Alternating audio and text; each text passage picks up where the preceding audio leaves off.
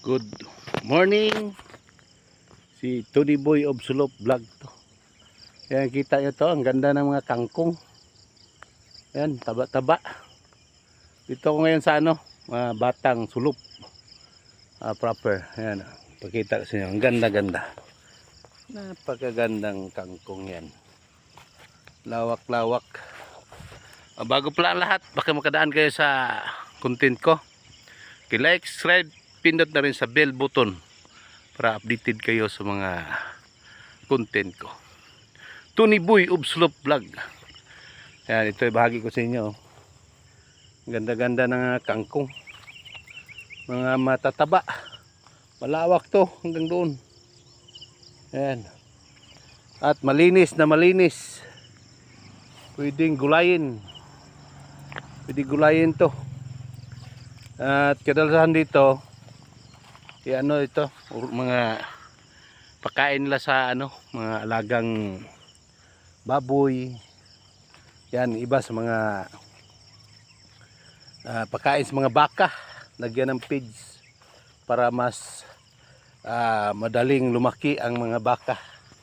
Yan, pwede rin to sa palengke, itong kangkong na to dahil malinis na malinis. Yan ang ganda-ganda, taba-taba. Yung supply nito, tubig, control lang, control. Yung maliit pa lang siya, nalagay ng mga konting tubig lang. Malinis, malinis. At napakaganda. Yan. Tabang-taba, mga mataba. Hanggang doon yan, doon.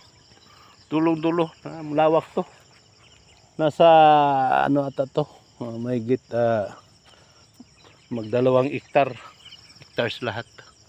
Ito yung iba niyan narbisa na doon paano to yung hindi sinabay pag tanim para dandahan lang siya ba, mayroong harvest this week, harvest na naman next week, ganyan para tuloy-tuloy ang harvest ng mga kangkong. Ito napakaganda, ito masarap at mabitamina pa. Yan. Kaya ito lang tangkong na ito is kangkong na to. Ayun nga, inano sa palengke, display, pwede gulay, pangsahog sa gulay.